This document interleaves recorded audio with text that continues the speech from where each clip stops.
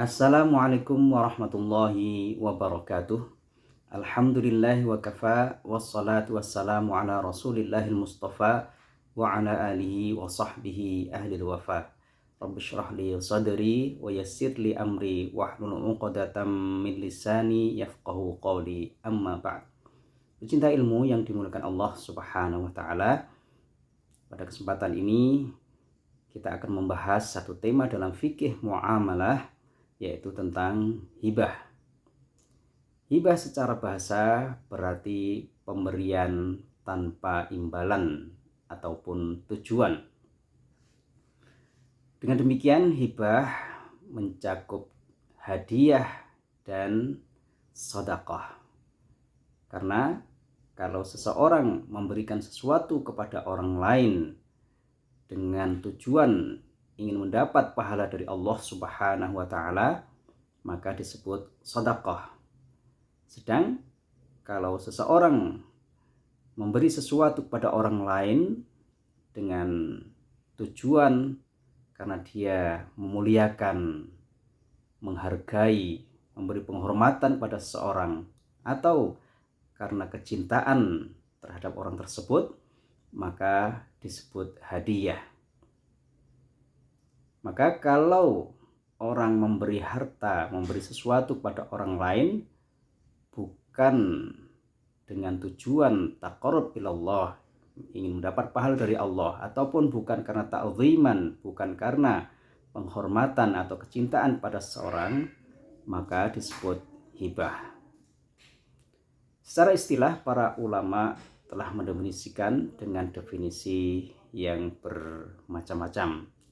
Di antaranya, hibah didefinisikan dengan akad yang memberi faedah adanya pemindahan kepemilikan yang tanpa imbalan dan dilakukan ketika dia masih hidup dan cuma-cuma atau sukarela. Pecinta ilmu yang dimuliakan Allah Subhanahu wa taala, dalam Al-Qur'anul Karim kita bisa ambil dalil-dalil yang menunjukkan disyariatkannya akad hibah ini. Di antaranya misalnya dalam surah Al-Baqarah ayat 177, A'udzubillahi minasyaitonir rajim, wa atal mala ala hubbihi dzawil qurba wal yatama wal masakina wa banas sabili wasailina wa fir riqab. Di antara kebaikan adalah orang memberikan harta yang dicintainya kepada kerabat-kerabatnya, anak-anak yatim, orang-orang miskin, orang-orang musafir yang membutuhkan bantuan, orang peminta-minta, dan memerdekakan budak. Dengan juga Rasulullah SAW dalam sebuah riwayat Abi Hurairah radhiyallahu anhu, Abu Hurairah berkata, Rasulullah SAW bersabda, tahadu fa innal hadiyata tudhibu waghras sadri.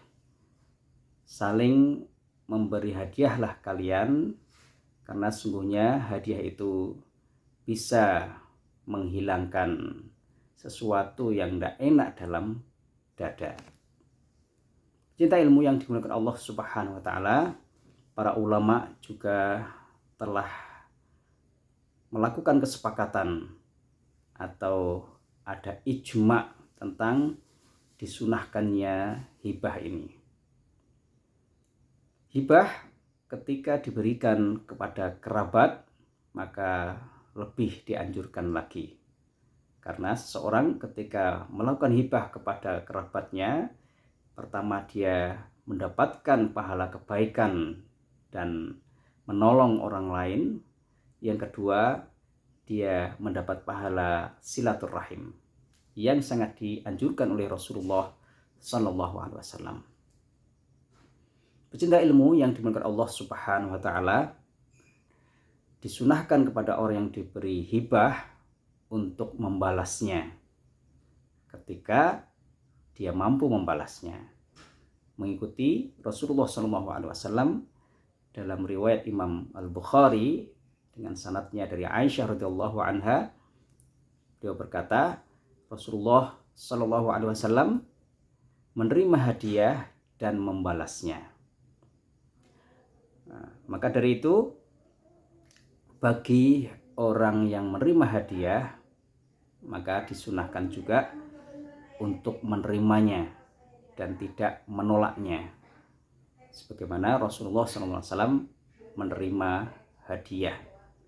Kenapa? Karena orang kalau memberi suatu atau menghibahkan sesuatu pada orang lain kemudian ditolak, ini menyakiti hati orang yang memberinya.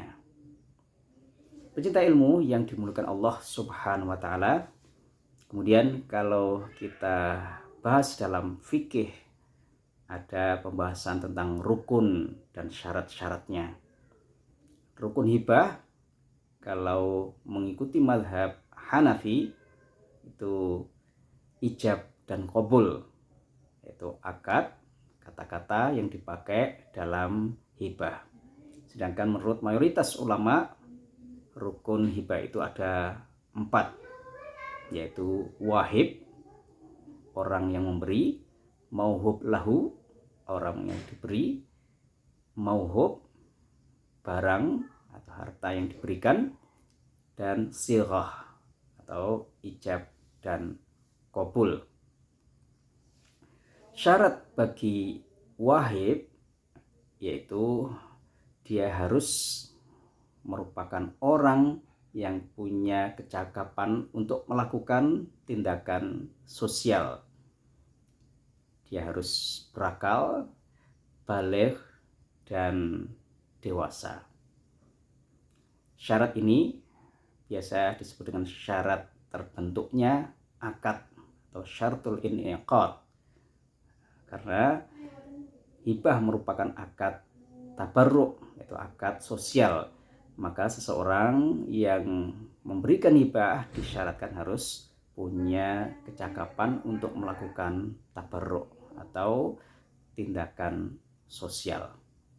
Maka seorang anak kecil yang belum dewasa tidak boleh melakukan hibah atau tidak sah melakukan akad hibah ini.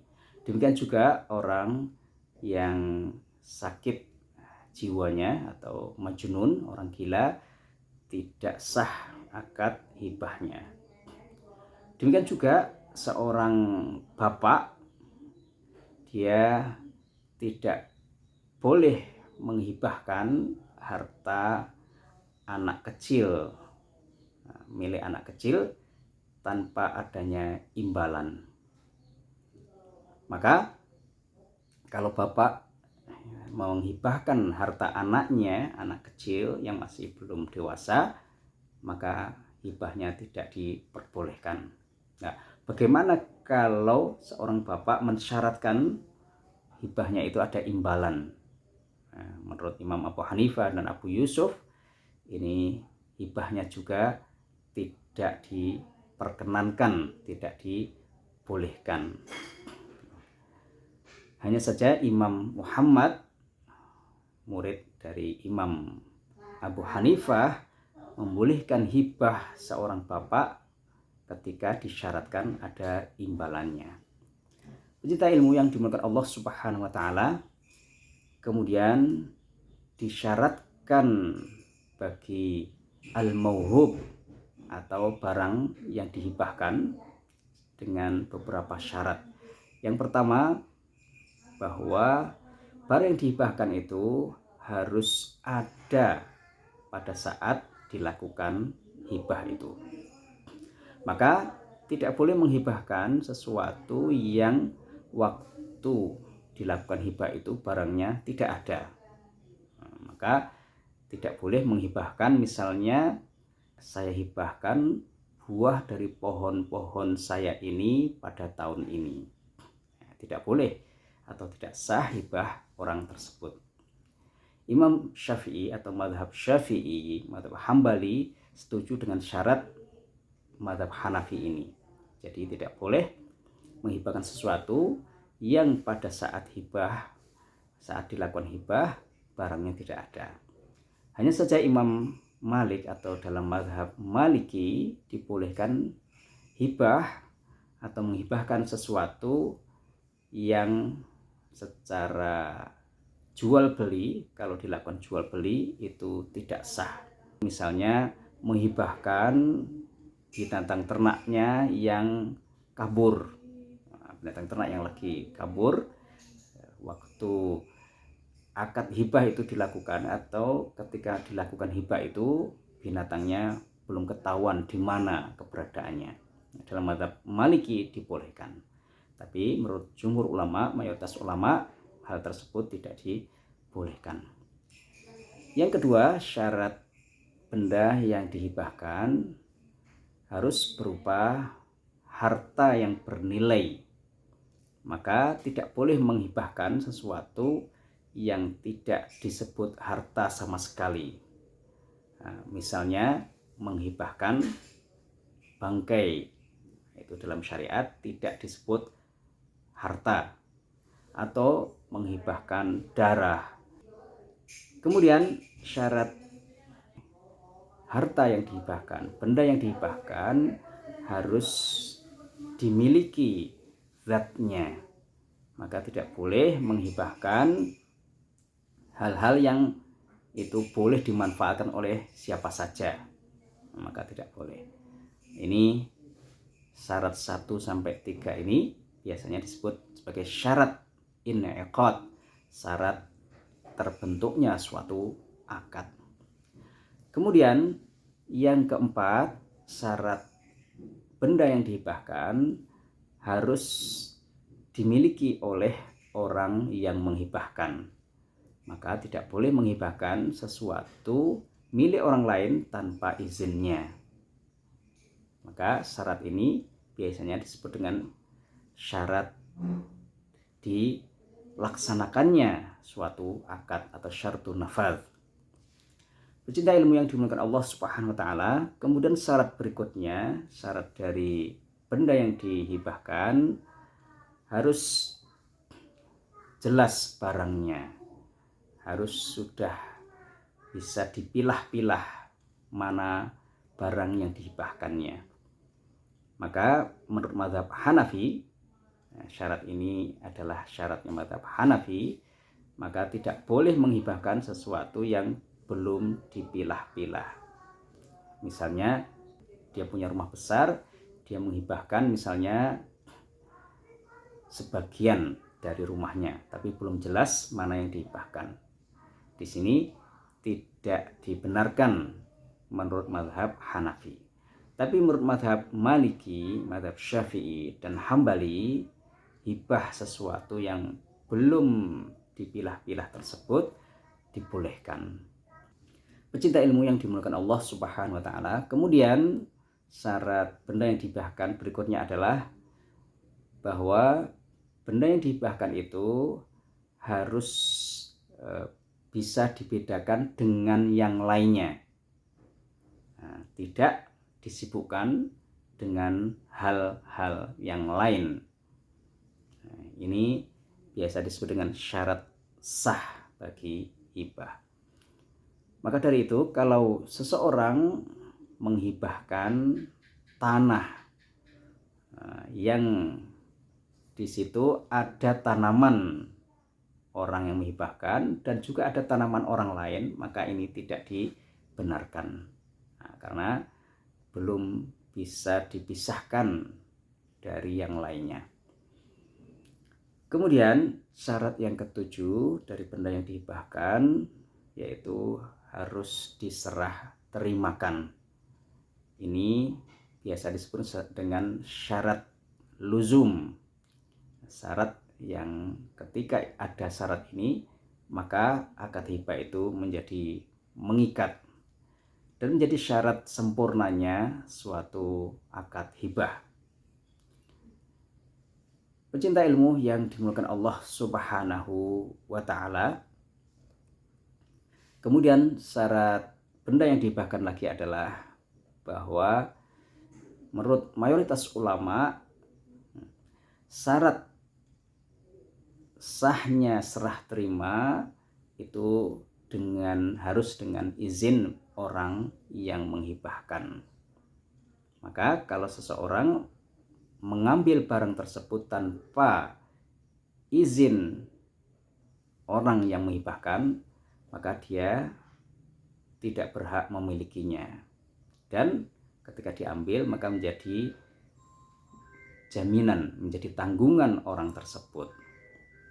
Hanya saja menurut mazhab Hanafi bahwa secara qiyas itu tidak boleh mengambil barang yang dihibahkan itu tanpa izin orang yang menghibahkan. Hanya saja dalam mazhab Hanafi ada istihsan.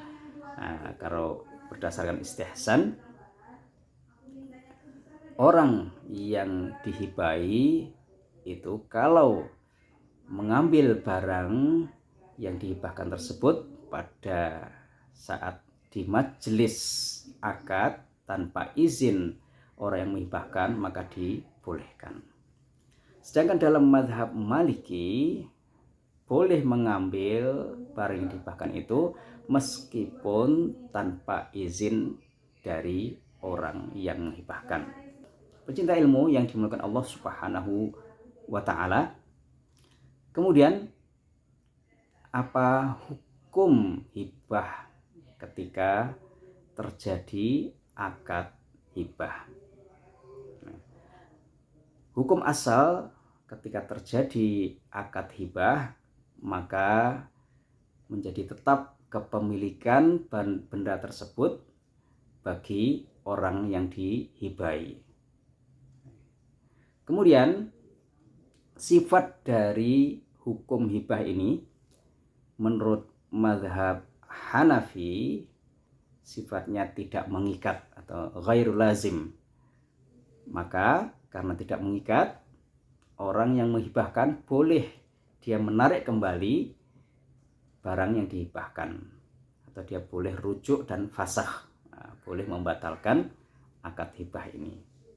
Karena dalam sebuah hadis Rasulullah SAW bersabda, al-wahibu ahaqqu bihibatihi ma lam yuthab minha. Orang yang berhibah itu lebih berhak dengan barang yang dihibahkannya itu selagi tidak ada imbalan. Oleh karena itu, kalau seseorang menghibahkan sesuatu tanpa imbalan, maka berarti dia boleh menarik kembali hibah tersebut. Dia boleh merujuk atau membatalkan hibahnya. Dalam mazhab Maliki, mereka mengatakan bahwa kepemilikan dalam hibah itu sudah bisa tetap dengan hanya terjadinya akad dan menjadi mengikat dengan adanya serah terima. Maka tidak boleh seseorang menarik kembali hibah yang sudah dilakukan. Itu dibolehkan bagi orang tua atau ayah atau bapak saja. Nah, bapak boleh menarik kembali apa yang sudah diberikan kepada anaknya selagi tidak berkaitan dengan hak-hak orang lain. Misalnya dia sudah menikah setelah dihibahi itu, atau sudah dilakukan hutang piutang dengan harta itu. Nah, ini diantaranya yang menyebabkan seorang ayah tidak boleh kembali menarik hibah yang diberikan kepada anaknya. Sedangkan dalam mazhab Syafi'i dan Hambali tidak boleh seorang yang memberikan hibah menarik kembali hibahnya kecuali seorang walid, seorang ayah, seorang bapak yang memberikan sesuatu kepada anaknya, baik sebelum diserah terimakan maupun sesudah diserah terimakan. Karena dalam sebuah hadis Rasulullah SAW bersabda, al-aidu fi hibatihi kal-aidi fi qoi'ihi. Orang yang menarik kembali hibahnya itu seorang seperti yang menarik kembali muntah yang sudah dimuntahkan, dimasukkan kembali ke mulutnya. Ini menunjukkan bahwa seseorang yang sudah melakukan hibah tidak boleh menarik kembali hibahnya, kecuali orang tua, kecuali bapak atau ayahnya. Rasulullah SAW bersabda, "Laisa li ahadin ayyu'tiya 'atiyatan fayarji'u fiha illa al-walid fima yu'ti waladahu." Tidak boleh seseorang memberikan hibah kemudian menarik hibahnya, kecuali orang tua atau bapak yang memberikan hibah kepada anaknya. Kesimpulannya, hukum hibah menurut mazhab Hanafi, hibah itu tidak mengikat. Jadi boleh seorang yang menghibahkan menarik kembali hibahnya. Menurut jumhur ulama, orang tidak boleh menarik kembali hibahnya kecuali orang tua atau ayah yang memberikan hibah kepada anaknya. Maka dia boleh menarik hibah tersebut sebelum serah terima menurut mazhab Maliki. Nah, sedangkan menurut mazhab Syafi'i dan Hambali boleh meskipun sebelum maupun setelah serah terima dari barang yang dihibahkan tersebut. Dan dalam mazhab Syafi'i disamakan dengan ayah atau orang tua, yaitu kakek dan seterusnya yang menghibahkan kepada anak atau cucunya. Itu sama hukumnya, yaitu dibolehkan menarik kembali hibahnya. Pecinta ilmu yang dimuliakan Allah Subhanahu wa taala, kemudian apa hukumnya hibah atau pemberian kepada anak-anak? Bagaimana hukumnya tentang menyamakan pemberian kepada anak-anak? Menurut jumhur ulama, bahwa menyamakan pemberian pada anak-anak itu hukumnya sunnah. Hanya saja mereka berbeda pendapat tentang maksud menyamakan pemberian pada anak-anak yang disunahkan ini. Menurut jumhur ulama, mayoritas ulama mengatakan bahwa menyamakan antara laki maupun perempuan, jadi diberikan sama antara laki maupun perempuan dalam masalah hibah ini. Kemudian dalam mazhab Hambali dan mazhab dari Hanafiyah, yaitu Imam Muhammad, mengatakan bahwa menyamakan pemberian ini maksudnya adalah menyamakan sebagaimana anak-anak ketika menerima bagian dari harta warisan. Jadi disamakan dengan pembagian yang diberikan oleh Allah SWT dalam masalah warisan. Laki-laki dapat 2 kali bagian dari perempuan. Ini menurut mazhab Hambali dan Imam Muhammad dari mazhab Hanafi. Kemudian menurut jumhur ulama tidak wajib menyamakan itu. Menyamakan pemberian anak-anak atau hibah pada anak-anak itu tidak wajib, tapi sunnah hukumnya. Kalau seandainya seorang memberikan tidak sama kepada anak-anaknya, maka hukumnya makruh menurut jumhur ulama. Nah, sedangkan dalam pendapat Imam Ahmad, Imam As-Sawri, Imam Tawus, Imam Ishaq dan yang lainnya, jadi wajib hukumnya menyamakan pemberian kepada anak-anak atau hibah kepada anak-anak itu. Kemudian mereka berbeda pendapat samanya itu seperti apa? Bahwa disamakan antara laki-laki dan perempuan. Hanya saja dalam mazhab Hambali mereka mengatakan bahwa yang wajib disamakan itu adalah wajib menyamakan dengan pembagian yang diberikan oleh Allah bagi mereka dalam masalah warisan, yaitu laki-laki mendapat 2 bagian dari bagian anak perempuan. Pecinta ilmu yang dimuliakan Allah Subhanahu wa taala, demikian pembahasan kita tentang hibah. Mudah-mudahan bermanfaat. Wallahu waliyyut taufiq. Wassalamualaikum warahmatullahi wabarakatuh.